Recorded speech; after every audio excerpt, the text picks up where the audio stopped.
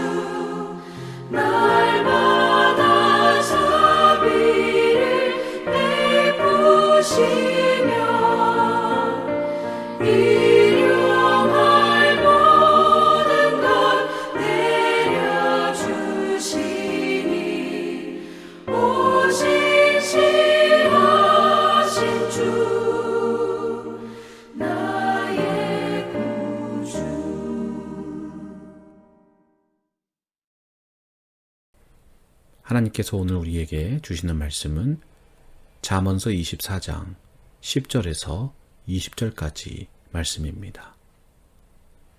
내가 만일 환난 날에 낙담하면 내 힘이 미약함을 보임이니라. 너는 사망으로 끌려가는 자를 건져주며 사륙을 당하게 된 자를 구원하지 아니하려고 하지 말라. 내가 말하기를 나는 그것을 알지 못하였노라 할지라도 마음을 저울질 하시는 이가 어찌 통찰하지 못하시겠으며 내 영혼을 지키시는 이가 어찌 알지 못하시겠느냐. 그가 각 사람의 행위대로 보응하시리라. 내 아들아 꿀을 먹어라. 이것이 좋으니라. 송이 꿀을 먹어라. 이것이 내 입에 다니라.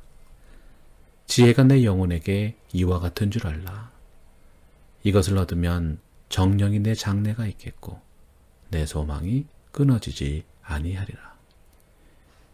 악한 자여 의인의 집을 엿보지 말며 그가 쉬는 처소를 헐지 말지니라. 대저 의인은 7번 넘어질지라도 다시 일어나려니와 악인은 재앙으로 말미암아 엎드려 지느니라. 내 원수가 넘어질 때에 즐거워하지 말며 그가 엎드러질 때에 마음에 기뻐하지 말라. 여호와께서 이것을 보시고 기뻐하지 아니하사 그의 진노를 그에게서 옮기실까 두려우니라.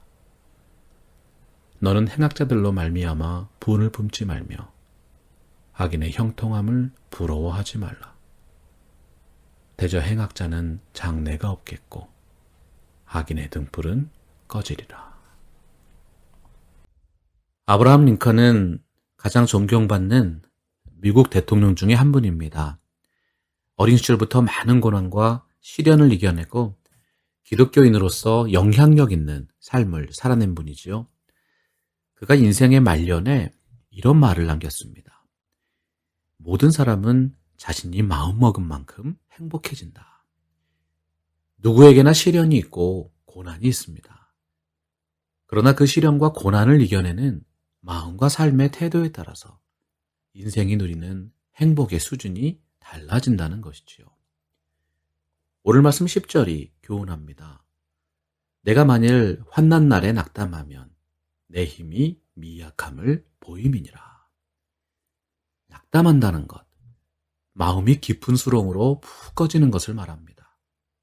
쭉 밑으로 떨어지면서 기운이 빠지고 움츠려드는 것이지요.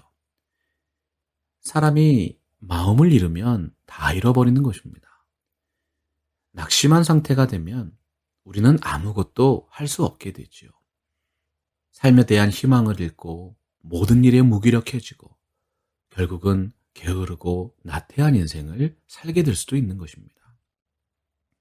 그러나 살아계신 하나님을 향한 신앙을 소유한 사람은 고난과 역경을 대하는 마음과 삶의 태도가 다릅니다. 우리의 삶에서 당하게 되는 모든 시련은 하나님을 향한 신앙을 더욱 강하게 단련시키는 영적인 성장의 도구가 될 수 있습니다.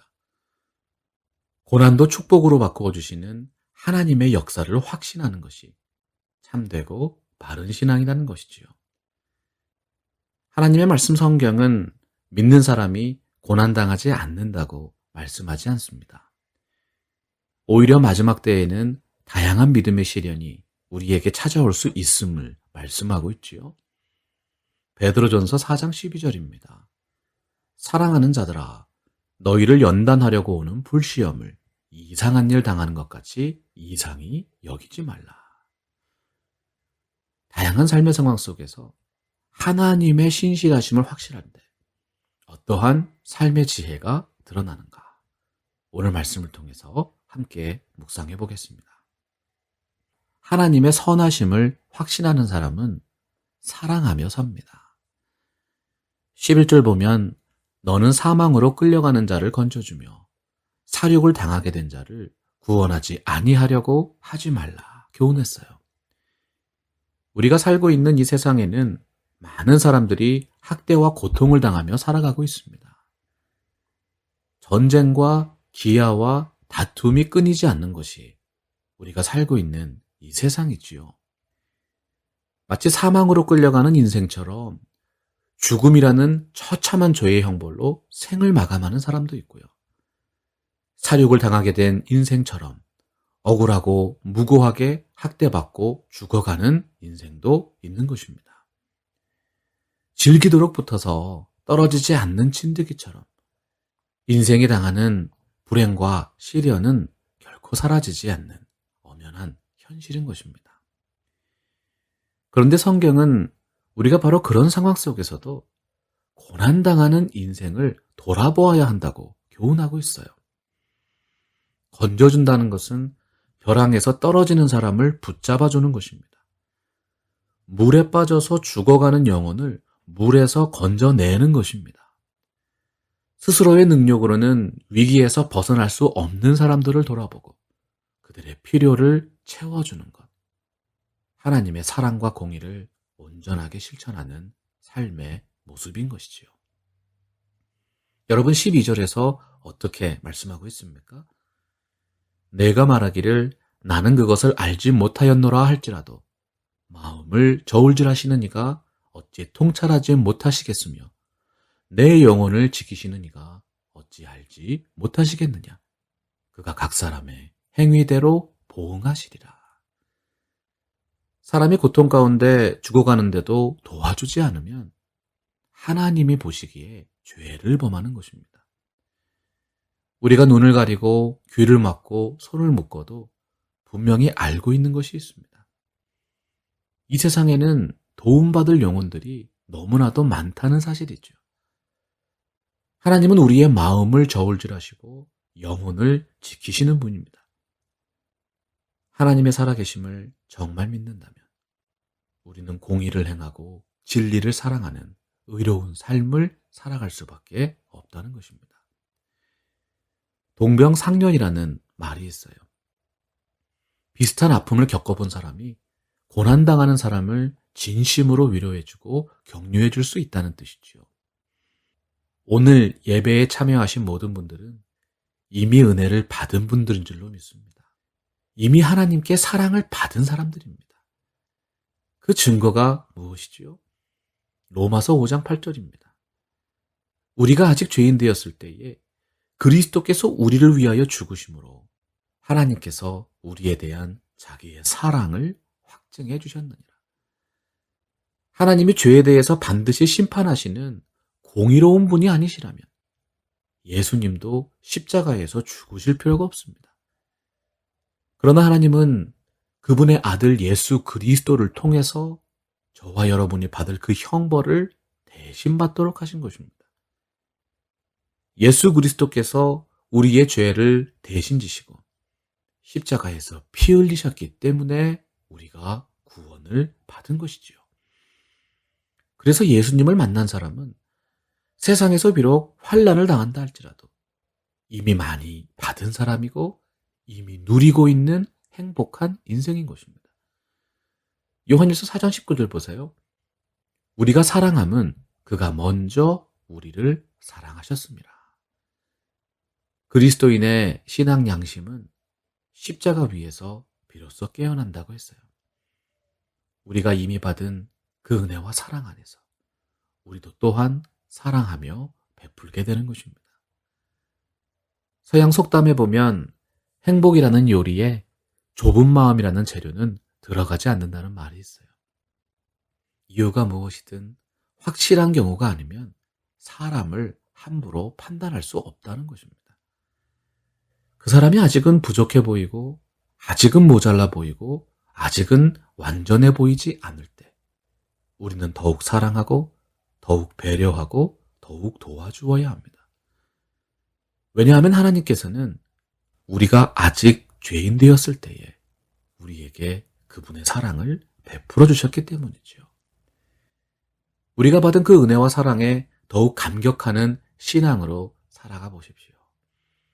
비로소 하나님의 사랑과 공의를 세상에 전파할 수 있는 진정한 십자가의 능력을 깨닫게 될 것입니다. 세상에는 두 종류의 인생이 있다고 고백합니다. 불의한 세상에 대한 피해자요, 억울한 사람으로 살아갈 것입니까? 아니면 오히려 세상을 고치고 세상을 변화시키고 세상을 치유할 수 있는 용기 있는 사람으로 설 것입니까? 우리가 어떠한 일을 당해도 골고다 언덕 십자가를 지고 가신 예수 그리스도의 고난에 비할 수 없습니다. 하나님이 얼마나 우리를 사랑하십니까? 로마서 8장 32절 함께 읽겠습니다. 자기 아들을 아끼지 아니하시고 우리 모든 사람을 위하여 내주시니가 어찌 그 아들과 함께 모든 것을 우리에게 주시지 아니하겠느냐. 하나님께서 소중히 여기신 여러분 스스로를 더욱 소중히 여기시기 바랍니다.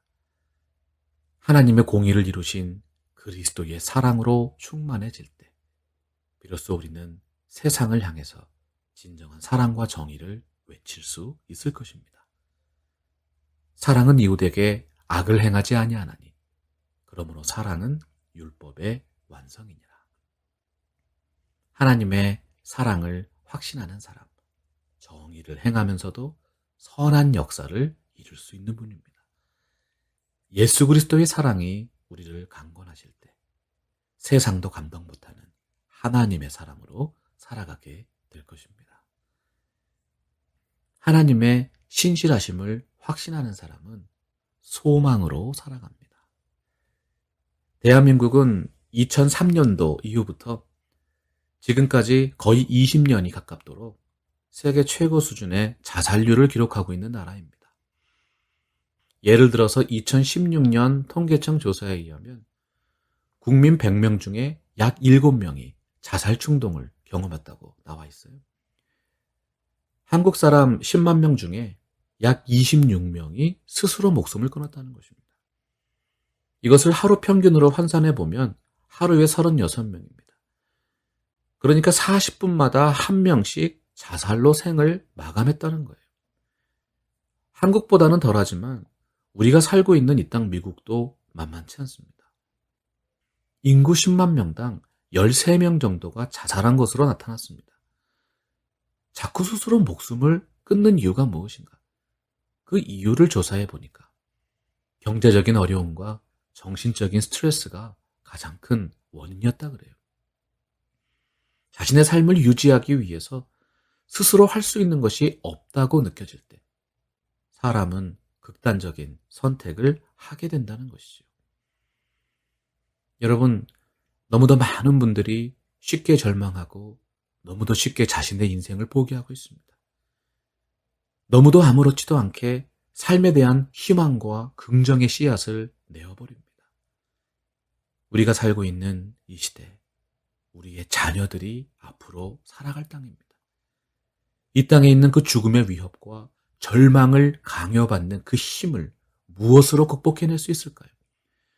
소망이 없는 이 세상에 무엇이 진정한 희망이고 긍정의 근거입니까? 오늘 말씀 13절 보니까 내 아들아 꿀을 먹어라 이것이 좋으니라. 송이 꿀을 먹어라 이것이 내 입에 다니라 기록되어 있습니다. 오늘 잠언의 말씀은 인간에게 진정한 소망을 주는 것이 무엇인지 우리에게 교훈하고 있습니다.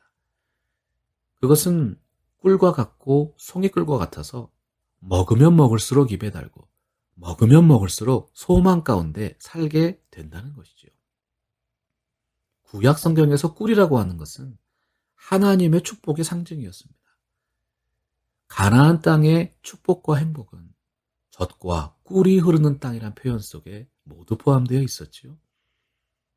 어떠한 절망과 고통 가운데 있는 인생이라도 하나님께서 먹여주시는 젖과 꿀을 먹으면 그 영혼이 소생하고 그 인생이 살아난다는 사실입니다. 시편 81편 10절 보시면 내 입을 크게 열라 내가 채우리라 약속해 주셨어요. 그 축복의 꿀이 구체적으로 무엇일까요? 14절 말씀 함께 봅니다. 지혜가 내 영혼에게 이와 같은 줄 알라. 이것을 얻으면 정령이 내 장래가 있겠고 내 소망이 끊어지지 아니하리라. 아픔과 고난 가운데 지쳐있는 인생들에게는 진정한 소망이 필요합니다. 바로 그 희망과 긍정을 회복시켜 주시는 것. 오직 하나님의 말씀이 공급하시는 영적인 지혜와 확신인 것이죠. 그 어떤 긍정의 메시지도 세월이 가고 시대가 바뀌면 효과가 없습니다. 그러나 하나님의 말씀해 주시는 참된 지혜는요. 시대에 따라서 새로운 원칙을 만들어내지 않습니다. 다양한 인생의 굴곡과 수많은 상황 속에서도 우리를 변함없이 바른 길로 인도해 주시는 것입니다. 성경이 말씀하는 소망이 무엇입니까? 로마서 8장 24절, 25절입니다. 우리가 소망으로 구원을 얻었으며 보이는 소망이 소망이 아니니 보는 것을 누가 바라리요? 만일 우리가 보지 못하는 것을 바라면 참음으로 기다릴지니라. 소망이 있는 삶이라는 것은 마치 활시위를 당겨서 관역을 맞추는 것과 같습니다. 자신의 삶의 목표가 분명한 인생은 진정한 소망이 있는 삶인 것이죠.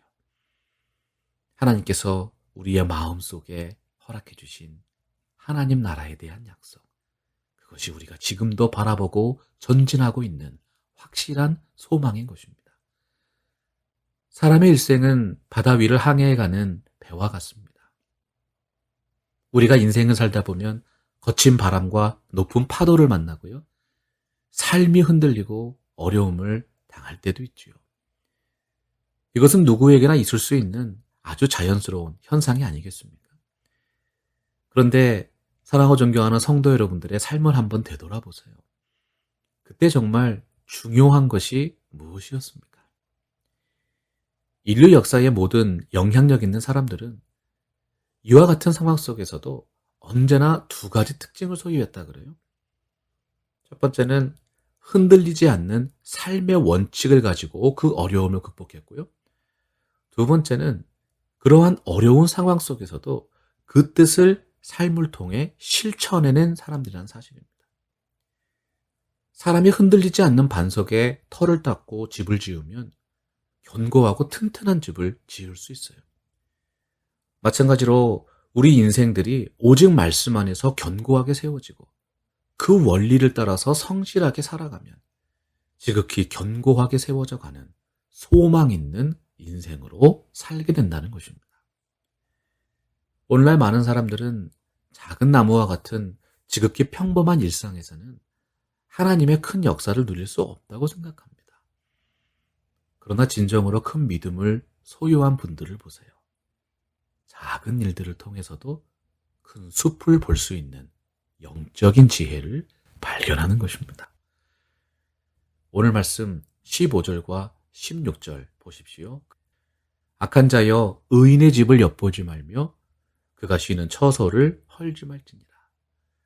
대저 의인은 7번 넘어질지라도 다시 일어나려니와 악인은 재앙으로 말미암아 엎드려지느니라. 7번이라는 숫자는 무수히 많은 횟수를 의미하죠.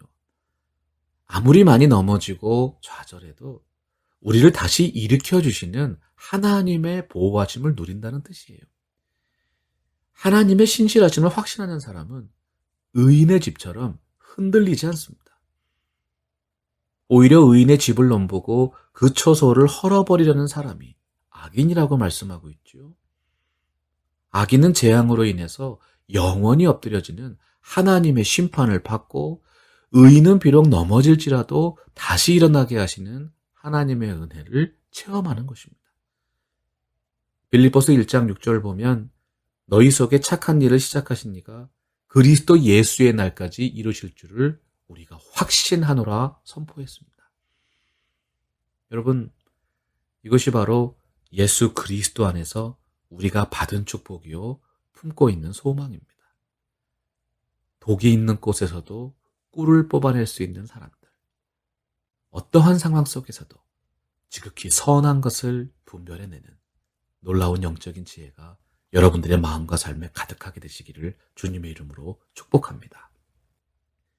행복의 잔은 아무리 들이켜도 탈이 나지 않는다. 어려움과 역경 가운데서도 우리가 늘 감사함과 확신으로 넘쳐 있으면 그 행복의 잔이 이유대개로 넘쳐 흐른다는 뜻이지요. 부자들의 인생 백서를 조사한 한 연구 결과에 따르면 가난한 상황에서 감사하지 못하는 사람은 부자가 되어도 감사하지 못하고 베풀지 못한다고 합니다. 반면에 고난과 역경 속에서도 언제나 감사하며 이겨내셨던 사람들을 보세요. 축복을 누리는 시절에도 그 역경의 때를 잊지 않습니다. 오히려 더욱 많은 것으로 감사하고 비슷한 고난 중에 있는 이들에게 사랑을 베풀게 되는 것입니다. 혹시 여러분이 어려움 속에 계시다면 더욱 크고 뚜렷한 기쁨의 이유를 찾으십시오. 오늘의 절망 속에서도 미래를 위해서 긍정의 씨앗을 뿌리십시오. 이웃들과 함께 일하고 이웃들과 함께 일구어가는 이 시대의 진정한 개척자들이 되실 것입니다. 여러분, 그리스도인이 누구입니까? 갈라디아서 6장 8절과 9절 함께 봅니다. 자기의 육체를 위하여 심는 자는 육체로부터 썩어질 것을 거두고 성령을 위하여 심는 자는 성령으로부터 영생을 거두리라. 우리가 선을 행하되 낙심하지 말지니 포기하지 아니하면 때가 이름에 거두리라. 하나님의 공의를 확신하는 사람은 믿음으로 살아갑니다. 현대인들의 마음과 정신을 분석한 연구 결과 중에서 불행의 이유를 조사한 보고서가 있어요. 사람이 어떤 경우에 불만족을 느끼고 자신이 불행한 인생이라고 고백하는가? 스스로 불행하다고 생각하는 사람들의 대부분이 이렇게 대답했다고 합니다. 저는 그 사람을 도저히 용서할 수 없습니다. 행복의 가장 큰 장애물은 다른 것이 아닙니다. 인간 관계 속에서 당하는 마음의 상처와 고통이지요. 부메랑 효과라는 게 있어요. 다른 사람에게 한 것이 결국 나에게로 돌아온다. 사람은 누구나 자신이 존중받을 때 가장 큰 행복감을 느낍니다. 그래서 바울은 로마서 12장 10절에서 형제를 사랑하며 서로 우애하고 존경하기를 서로 먼저 하라고 교훈했지요. 다른 사람을 증오하게 되면 결국은 내 영혼을 스스로 파괴하는 것과 마찬가지가 됩니다. 우리가 다른 사람을 먼저 배려하고 존중할 때 우리도 존중받고 인정받는 선한 관계의 영향력이 드러날 것입니다. 그래서 오늘 말씀 17절 보시면 내 원수가 넘어질 때에 즐거워하지 말며 그가 엎드러질 때에 마음에 기뻐하지 말라고 기록되어 있어요. 하나님은 심지어 우리의 원수가 심판을 받을 때에도 그의 불행을 즐거워하거나 마음속에라도 기뻐하지 말라고 경계하시는 거예요. 18절 말씀을 이어서 보니까 여호와께서 이것을 보시고 기뻐하지 아니하사 그의 진노를 그에게서 옮기실까 두려우니라 경고하고 있는 것이죠. 하나님의 공의를 정말로 확신하는 사람은 그 사람이 악인인가 의인인가를 판단하기 전에 하나님의 공의로운 성품을 먼저 두려워하고 예배하는 사람입니다. 스스로를 의롭다 여기지 않고 다른 사람의 불행을 반면 교사로 삼고 살아가는 것. 이것이 바로 우리 스스로를 돌아보아서 시험에 들지 않도록 주의하는 지혜로운 인생인 것입니다. 로마서 14장 3절과 4절 보겠습니다. 먹는 자는 먹지 않는 자를 업신여기지 말고 먹지 않는 자는 먹는 자를 비판하지 말라. 이는 하나님이 그를 받으셨습니다. 남의 하인을 비판하는 너는 누구냐? 그가 서 있는 것이나 넘어지는 것이 자기 주인에게 있음에 그가 세움을 받으리니 이는 그를 세우시는 권능이 오직 주님께 있습니다. 거칠고 험한 믿음의 여정 속에서 우리는 때로 이해하기 힘든 일을 경험할 수 있습니다. 올바른 정의가 실현되지 못하는 경우도 경험할 수 있지요. 억울하고 원통하고 참기 어려운 불의를 경험하고요. 불의를 행하는 악인이 오히려 잘되고 형통하게 되는 믿기 어려운 일도 보게 되는 것입니다. 그러나 하나님 말씀 잠언은 오늘 말씀 19절에서 너는 행악자들로 말미암아 분을 품지 말며 악인의 형통함을 부러워하지 말라고 했습니다. 여러분, 그 이유가 무엇입니까? 대저 행악자는 장래가 없겠고 악인의 등불은 꺼지리라. 악을 행하는 자에게는 미래가 없기 때문이에요. 그래서 하나님의 공의를 확신하는 사람들은 말씀대로 이루시는 신실하신 하나님을 전적으로 신뢰합니다.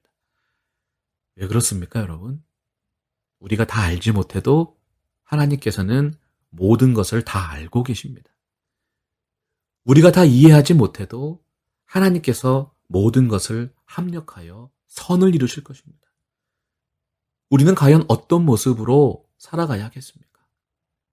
골로새서 2장 6절과 7절이 교훈합니다. 그러므로 너희가 그리스도 예수를 주로 받았으니 그 안에서 행하되 그 안에 뿌리를 박으며 세움을 받아 교훈을 받은 대로 믿음에 굳게 서서 감사함을 넘치게 하라. 이것이 바로 예수 그리스도를 믿는 우리가 이미 받은 축복이요 받은 상급입니다. 과일의 썩은 부위를 없애기 위해서 과일 전체를 버리지 말라는 격언이 있습니다. 과일이 약간 썩었다고 과일 전체를 버릴 수 없고 빈대 한 마리 잡자고 소가 삼간을 다 불태울 수 없는 것이지요. 오직 의로우신 재판장이신 창조주 하나님께서 하나님의 때에 하나님의 방법으로 온 세상을 심판하실 것입니다. 완전하고 선하고 공의로운 새하늘과 새 땅을 열어주실 것입니다. 그래서 우리에게는 하나님께서 허락하신 오늘의 삶을 기쁨과 감사와 믿음으로 감당해내는 용기와 실천이 필요합니다. 하나님의 신실하심을 확신하는 사람은 오직 믿음으로 모든 것을 품을 수 있는 넓은 마음을 가진 분인 것입니다. 자동차의 제왕 헨리 포드가 이런 말을 했습니다. 어떤 사람은 할 수 있다고 생각하고 또 어떤 사람은 할 수 없다고 생각한다. 두 사람 모두 맞다. 그러나 할 수 없을 것이라 생각한 사람이 이루어낸 것은 아무것도 없다. 삶에 좌절하고 낭망하는 사람은 자신이 이룰 수 있는 것이 아무것도 없다고 말하는 거예요. 하나님이 허락하신 그 좋은 은사와 재능을 제대로 발휘할 수 없게 되는 것이지요. 어떤 상황 속에서도 이 진리를 기억하길 원합니다. 기독교의 신앙은요, 할 수 있다고 말씀하신 하나님을 의지하는 신앙체계입니다. 하나님은 그 누구보다도 우리를 사랑하시고 우리를 존귀한 존재로 바꾸어 내셨습니다. 새로운 마음을 주셨고 새로운 꿈을 주셨고 새로운 삶을 주신 것입니다. 그래서 정말로 살아계신 하나님을 믿는 사람은요, 언제나 나와 함께 하신 하나님께서 나를 통해서 이루신다는 고백으로 살아가는 것이죠. 우리 다 함께 갈라디아서 2장 20절 말씀 확인해 보겠습니다. 내가 그리스도와 함께 십자가에 못 박혔나니 그런즉 이제는 내가 사는 것이 아니요 오직 내 안에 그리스도께서 사시는 것이라. 이제 내가 육체 가운데 사는 것은 나를 사랑하사 나를 위하여 자기 자신을 버리신 하나님의 아들을 믿는 믿음 안에서 사는 것이라. 사랑하는 성도 여러분, 그리스도와 함께 십자가에서 죽고 그리스도와 함께 동행하고 계십니까? 우리가 하나님의 선하심과 공의로움을 확신하며 살아가면 더욱 큰 일을 이루시는 하나님의 역사를 분명하게 체험하게 될 것입니다. 또 여호와를 기뻐하라. 그가 내 마음의 소원을 내게 이루어 주시리로다. 하나님의 말씀의 진리가 여러분의 삶에 그대로 이루어지기를 우리 주 예수 그리스도의 이름으로 간절히 축원합니다. 말씀 앞에서 경외함으로 주께 홀로 섭니다. 생명의 말씀 읽고 순종해 주를 예배합니다. 기록된 말씀 있어서